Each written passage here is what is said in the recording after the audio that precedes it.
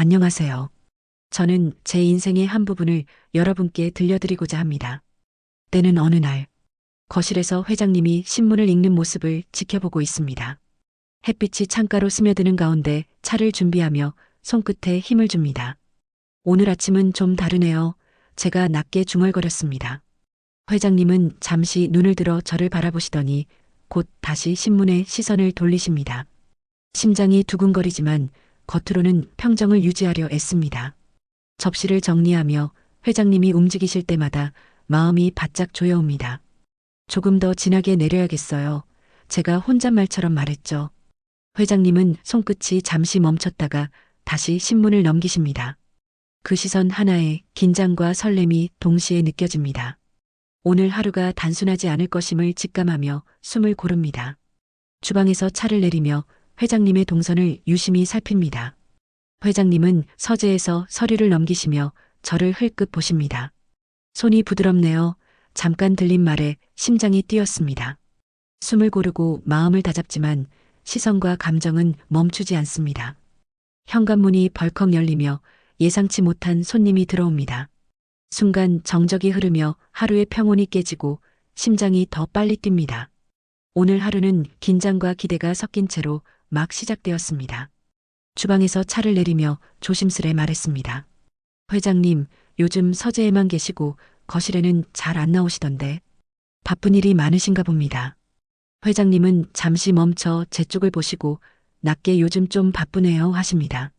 숨을 고르며 서류를 정리하지만 손끝과 발걸음 하나하나에 긴장이 묻어납니다. 회장님은 서재에서 서류를 넘기시며 가끔 저를 살피십니다. 요즘 날이 추우니 옷은 따뜻하게 입으세요. 낮게 들린 말에 심장이 쿵 내려앉습니다. 손을 멈추고 숨을 고르며 하루가 단순하지 않음을 직감합니다. 주방을 오가며 작은 동작에도 마음이 흔들립니다. 회장님은 잠시 고개를 들어 제 동작을 보신 후 다시 서류에 몰두하십니다. 작은 눈빛과 제스처 하나하나에 긴장과 설렘이 교차합니다. 거실 한쪽에서 숨을 고르며 오늘 아침을 되짚습니다. 회장님은 서재에서 서류를 넘기시며 가끔 제 존재를 의식하시죠. 오늘은 좀 다를 것 같네요. 제가 속삭였습니다. 회장님은 잠시 멈춰 제 쪽을 바라보시고 눈빛이 미묘하게 흔들립니다. 손끝과 발걸음 하나하나에 긴장과 설렘이 섞여 마음이 뒤숭숭합니다. 서재에서 종이 소리가 나면 본능적으로 몸이 움츠러듭니다. 손끝이 참 곱네요. 회장님의 낮은 목소리에 심장이 뛰었습니다. 저는 숨을 고르며 마음을 단단히 하고 심리적 긴장을 버텨냅니다. 오늘 하루는 단순한 집안일이 아니라 서로의 마음을 탐색하는 시간입니다. 집안 구석구석에서 긴장과 설렘이 은밀하게 흐릅니다. 요즘 불편한 일이라도 있나요? 회장님이 물으십니다. 저는 없어요. 일은 편하고 제 적성에 잘 맞는 것 같아요. 이렇게 대답하는 순간 회장님은 오른손으로 내 어깨를 슬쩍 만지십니다. 심장이 멎는 줄 알았습니다. 회장님은 삼성 철강의 회장님이시고 나는 일개 그의 집에 일하는 식모였으니까요. 신분 자체도 달랐지만 그는 한 가정의 가장이면서 49의 아버지고 그의 부인도 항상 그의 곁에서 일거수일투족을 보살피셨습니다. 현관문이 열리며 집안의 고요가 깨졌습니다. 비서가 서류를 들고 들어오며 낮게 보고합니다. 회장님, 이번 서류 확인 부탁드립니다. 회장님은 문서를 받고 제 쪽을 흘긋 바라보시죠. 순간 숨이 막히고 긴장과 기대가 뒤섞입니다. 오늘 하루는 평범하지 않겠군요. 제가 혼잣말처럼 중얼거립니다. 회장님은 잠시 서류를 들여다보다 다시 저를 바라보며 미묘한 눈빛을 보냅니다. 저는 마음을 다잡고 상황을 주시합니다. 손끝과 몸의 움직임 하나하나가 긴장과 설렘을 전달합니다. 오늘 하루는 이미 예상치 못한 사건으로 새로운 국면을 맞이했습니다. 주방에서 접시를 정리하며 하루를 되돌아봅니다. 회장님은 서재에서 서류를 넘기시며 가끔 제 존재를 확인하십니다. 오늘은 뭔가 달라질 것 같아요. 제가 속삭였습니다. 회장님은 잠시 멈춰 제 쪽을 바라보시며 눈빛이 흔들립니다. 조금 천천히 움직여도 되겠습니까? 제가 조심스레 물었습니다. 회장님은 잠시 웃으시며 좋네, 그렇게 해보죠 하십니다. 손끝과 몸짓에 담긴 신호를 읽으며 내면에서 설렘과 긴장이 교차합니다. 오늘 하루는 단순한 집안일이 아니라 마음의 탐색과 이해의 시간입니다. 숨을 고르며 마음을 다잡고 설렘과 불안을 동시에 느낍니다. 회장님의 작은 신호 속에서 변화와 가능성을 읽습니다. 주방에서 접시를 닦다 손을 헛디디며 서류철을 넘어뜨립니다. 조심하시죠. 낮은 목소리에 심장이 쿵 내려앉습니다. 회장님은 잠시 저를 바라보시지만 눈빛에는 분명한 경계가 있습니다. 저는 손을 떨며 서류를 주우며 마음속으로 사과와 긴장을 동시에 다스립니다. 괜찮습니다. 다시 조심하면 돼요. 제가 속으로 중얼거립니다. 작은 사건이지만 심리적 압박과 감정의 마찰은 예상보다 강했습니다. 숨을 고르고 마음을 다잡지만 긴장의 여운은 쉽게 가시지 않습니다. 회장님은 무심한 척하지만 내면의 갈등을 숨기지 못하십니다. 작은 사건 하나가 관계의 균형을 시험하는 계기가 되었습니다. 저는 남은 하루를 조심스럽게 준비하며 마음을 다잡습니다. 거실 한쪽에서 오늘 하루의 긴장을 되돌아봅니다. 이대로 마음을 숨기고 살아야 할까, 아니면 솔직해져야 할까, 속으로 되뇌었습니다. 회장님은 서재에서 서류를 정리하다 잠시 제 쪽을 바라보십니다. 눈빛 속에서 내적 혼란과 과거의 선택이 엿보입니다. 오늘은 조금 솔직해질 필요가 있겠네요. 제가 낮게 중얼거립니다. 서재와 주방을 오가며 서로의 부재 속에서 감정이 점점 선명해집니다. 손끝과 몸짓 하나하나가 내적 결단의 힘을 실어줍니다. 숨을 고르고 마음을 단단히 하며 오늘 하루가 단순하지 않음을 느낍니다. 회장님도 분명 내면에서 무언가를 깨닫고 계십니다. 오늘은 솔직함과 조심스러움 속에서 서로의 마음을 마주하는 날입니다. 거실에서 오늘 하루를 되돌아보며 숨을 고릅니다. 회장님은 서재에서 잠시 멈춰 저를 흘긋 바라보십니다. 오늘은 좀 다르게 느껴지네요. 제가 낮게 말했습니다. 시선 속에서 부드러움과 신뢰를 느낍니다. 손끝과 발걸음을 조심하며 마음을 진정시키고 숨을 고릅니다. 회장님은 무심한 듯하지만 작은 제스처에서 변화를 읽을 수 있습니다. 천천히 해도 되겠죠? 제가 묻자 회장님은 짧게 웃으며 그렇네 하십니다. 숨을 고르며 오늘 긴장이 풀리는 걸 느끼고 마음속 설렘을 음미합니다. 집안 전체가 고요하지만 미묘한 활력과 기대가 남아 있습니다. 오늘 하루의 경험은 서로를 이해하고 감정을 솔직히 마주한 의미 있는 시간이었습니다. 회장님은 출근을 하려고 서재로 이동했다가 안방으로 갔다가 분주한 모습을 보이십니다.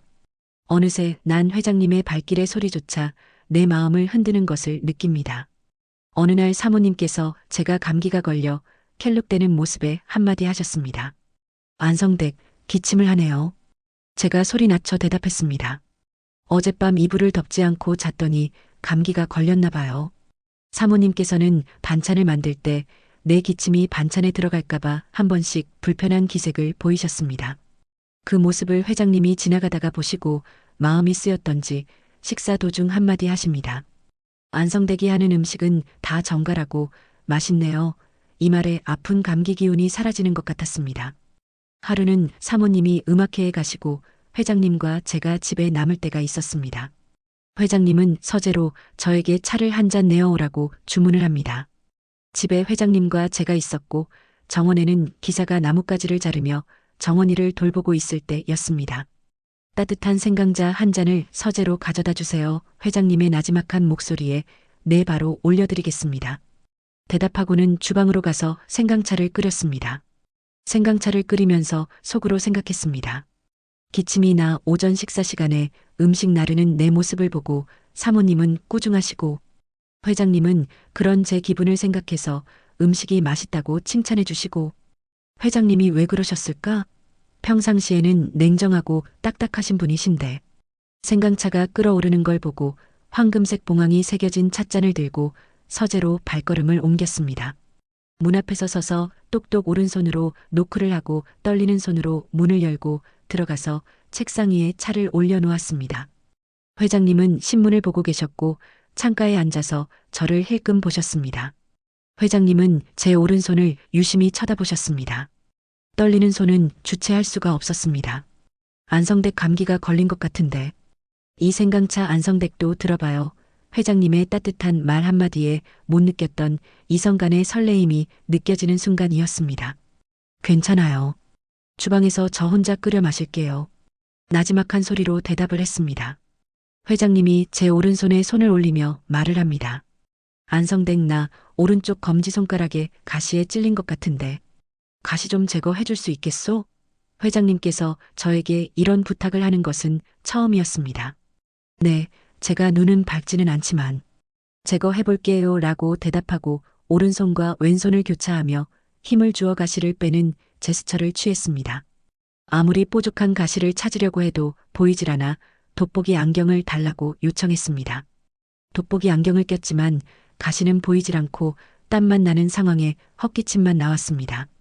회장님께서 갑자기 저에게 오른쪽 무릎에 앉아서 가시를 빼달라고 요청하십니다. 누가 봐도 이 상황은 오해를 불러일으킬 만한 상황이어서 그냥 돋보기 안경을 보고 제가 빼드리겠다고 해도 무작정 왼손을 허리에 감싸주더니 저를 오른쪽 허벅지 위로 앉히셨습니다. 이런 분위기를 어떻게 적응해야 하나 떨리고 가슴은 쿵쾅 뛰었습니다. 회장님 무릎에 제가 앉는 건 이건 좀 불편합니다 라고 했더니 괜찮아. 안성댁 대답하시고는 한마디 하십니다. 실은 안성댁에게 할 말이 있어요. 내가 부인과 관계를 하지 않은 지 1년이 넘었어요. 남자는 한 달에 1번은 정액을 배출해야 하는데 말을 얼버무리십니다. 남자가 한 달에 1번 정액을 배출하는 것과 내가 무슨 상관이 있을까? 난 아무리 생각해봐도 회장님의 말이 이해가 가질 않았습니다. 시간이 5초간 정적이 흐르고 난 어떠한 대답도 할 수 없었습니다. 회장님이 오른손으로 제 오른쪽 허벅지를 만지고는 서서히 은밀한 부위까지 손이 올라오는 걸 느꼈습니다. 회장님, 저는 다급한 손으로 그의 손을 뿌리쳤지만 여자 힘으로는 제재할 수가 없었습니다. 회장님, 이걸 사모님이 아시면 저는 이 일을 그만둬야 합니다. 회장님은 약간 싱거운 미소를 지으시며 그럼 내가 집 한 채 마련해서 살림을 차려드리리다 말씀하셨습니다. 난 속으로 생각했어요. 회장님이 이렇게까지 날 생각하고 계셨을까? 한순간 성적 욕망에 못 이겨서 나에게 이렇게 해소하시려고 이러시나 하는 생각이 들었습니다. 안성댁 내가 1년 동안 성관계를 맺지 않고 참을 수 있는 이유는 부인이 성관계를 거부하고 있고 돈을 주고서 하는 성관계는 마음이 가질 않아서 풀 수가 없소. 이렇게 말씀하십니다. 내가 충분히 대가를 섭섭지 않게 만들어 드릴 테니 한 달에 1번만 성관계를 맺읍시다. 라고 말을 하고는 힘으로 제 몸을 제압합니다. 난 거절할 틈도 없이 책상에 기대어 몸을 맡길 수밖에 없었습니다. 회장님이자는 옆에 레버를 당기면 침대가 되는 의자였습니다. 갑자기 회장님께서 의자에 레버를 당기며 저를 의자 위로 올려주었습니다. 다리에 힘을 꽉 주고 옷을 벗지 않으려 안간힘을 썼지만 역부족이었습니다. 순식간에 회장님 오른손가락이 제 몸에 들어와 버렸습니다. 그건 찰나의 순간이었습니다. 손가락이 한 개가 들어오고 제 몸의 호르몬은 모두 나오는 것 같은 전율을 느끼며 회장님은 어느새 제 무릎에 얼굴을 묻고 계셨습니다. 손가락이 몸속에 들어와 버리니 거부할 수 없는 상태가 되어버렸습니다. 제 몸에 윤활제가 나오는 것을 들킨 시점에 더 이상 거부하는 표정도 뿌리치는 손목도 부질없었습니다. 그는 내 치마 속으로 손가락을 부드럽게 넣더니 어느새 손가락 2개가 들어오고 3개까지 들어오는 순간 나도 모르게 회장님 손가락이 너무 아파요. 빼주세요 라고 말을 하자 그는 1개만 넣을게 라는 말을 하고 내 몸을 탐지하는 것 같았습니다. 그리고는 마당에서 물소리가 나고 서재까지 물소리가 들리는 것을 느끼고 나는 말했습니다. 회장님 여기서 삽입은 안 될 것 같아요. 사모님이 언제 귀가하실지 모릅니다. 라고 했더니 난 아무것도 무섭지 않아 대답하십니다. 내가 단호하게 말했습니다. 저는 이 직장이 제 평생의 직장이에요. 잃고 싶지 않습니다. 정 그렇게 원하신다면 밖에서 조용히 만나요 라고 말해버렸습니다. 내가 왜 그 순간 그런 말을 했을까? 정말 그를 내가 허락하고 있는 것인가? 20년 동안 홀로 아이들을 뒷바라지하고 살아왔는데 남자의 정이라고는 사치라면서 난 그 감정을 잊은 지 오랜데 왜 나에게 이런 일이 생겼지? 그리고는 서재에서 옷을 추스르고 회장님을 설득을 시켰습니다. 난 집도 필요 없고 입주가정부를 하면서 월 450만 원이면 충분히 생활합니다. 제발 제 직장을 빼앗지 말아주세요. 라고 말을 하고 생강차 찻잔을 들고 방을 나섭니다. 그때 때마침 비서가 거실로 들어와 서재로 들어갑니다. 다행히 우리의 대화를 들키지 않아서 10년 감수하는 마음이 들었습니다. 회장님이 날 여자로 봐주는 것을 느꼈을 때 난 뭔가 모를 내 마음이 다시 과거로 돌아갔음을 느꼈습니다. 주방으로 와서 다시 설거지를 하고 마음을 추스렸을 때 난 현실로 돌아와 있었습니다. 오후에 사모님이 집에 들어와 저녁 식사 준비를 하는 제 모습을 보고 한마디 하십니다. 안성댁 감기는 좀 어때요? 이렇게 감기 걸렸을 때는 쉬어요. 하지만 그 말이 진심이 아닌 것처럼 느껴졌어요. 그리고 나서 저녁 시간 회장님께서 주방에 들어와 식사를 하시는데 기침을 하셨습니다. 사모님께서 저를 한번 힐끔 보시더니 안성댁 오전에 기침하더니 회장님께서 옮으셨나 보네요. 이렇게 말씀하시고는 앞으로 조심하라고 말을 합니다. 회장님께서 언짢으셨는지 말씀하십니다. 아니요. 감기가 아니라 헛기침을 하는 것뿐이요. 그리고 다음날 아침 회장님은 코로나 감기 환자처럼 이마에 열이 나고 기침을 하고 출근을 못 하시는 상황이 왔습니다. 나 때문에 회장님이 감기에 걸린 것 같았습니다. 하지만 내가 회장님을 꼬신 것도 아니고 회장님이 나에게 접근한 것이었는데 억울한 생각이 만감이 교차했습니다. 그리고 한 달이란 시간이 흘렀습니다. 회장님께서 주방 쪽으로 오시더니 검은색 종이 봉투를 건네십니다. 그 봉투를 일을 마치고 열어보니 최신 휴대폰 하나가 들어있었습니다. 나에겐 휴대폰이 있는데 왜 폰을 선물해 주셨을까? 생각을 했습니다. 휴대폰을 켜는 순간 문자 메시지 한 통이 들어있었습니다. 이미 개통된 휴대폰이었고 문자를 열어보니 안성댁 다음 주 일요일에 점심시간 세라톤 호텔 커피숍에서 만나요. 란 메시지 한 통이 남겨져 있었습니다. 그 메시지를 보는 순간 걱정이 앞섰습니다. 이 일을 그만둬야 할 시점이 오는 것인가? 이 일을 사모님이 아시면 난 이 세상 사람이 아닐 수도 있겠다라는 불안감이 엄습해 왔습니다. 하지만 설거지할 때, 세탁할 때나 장을 볼 때 회장님 어깨가 자꾸 눈앞에 어른거립니다. 일주일이 지나고 일요일이 될 때쯤 연차를 내어 세라톤 호텔 커피숍에 나도 모르게 앉아서 기다리고 있는 제 모습을 발견했습니다. 화장실에 들락거리며 내 립스틱이 지워졌는지 오랜만에 한 화장은 덜 떴지만 내가 가지고 있는 제일 비싼 옷을 입고 딸의 구두를 빌려와 20년 전 설레인 기분을 만끽하며 그 순간만큼은 행복했었습니다. 회장님이 언제 나타나실까? 정말 나타나실까 노심초사하면서 기다렸습니다. 세라톤 호텔 지배인이 한쪽 구석에 안내한 탓에 내 자리가 보이질 않을 텐데 걱정하면서 30분 이상 기다렸습니다. 10분이 지났을까? 지배인이 내 자리로 와서 주문을 요청하는 바람에 아메리카노 한 잔을 시키고 빛이 된 잡지책을 보면서 시계를 뚫어져라 쳐다봤습니다. 30분이 지난 후에야 검은색 양복을 입고 광이 나는 갈색 구두를 신고 회장님이 나타나서 내 앞자리에 앉았습니다. 안성댁. 나왔구려 그의 한마디에 안도감이 들면서 나는 이제 어떤 인생을 살아야 하나 하고 머릿속이 하얗게 백지 상태가 되어버렸습니다. 난 조심스럽게 입을 떼었습니다. 회장님, 저는 이 자라에 나온 것이 회장님이 제시했던 조건을 들어드리고자 나온 것이 아닙니다. 말이 떨어지기가 무섭게 회장님은 괜찮소. 난 이렇게 차 한 잔이면 돼오. 내 예상과 달리 의외의 답변을 하셨습니다. 내가 원한 답은 그게 아닌데. 이렇게 되면 난 회장님을 거부할 수 없는 건가? 그리고는 회장님께서 말을 이어나갔습니다. 50년 동안 회사를 경영하면서 있었던 재미있는 얘기를 지루할 틈이 없이 늘어놓으셨습니다.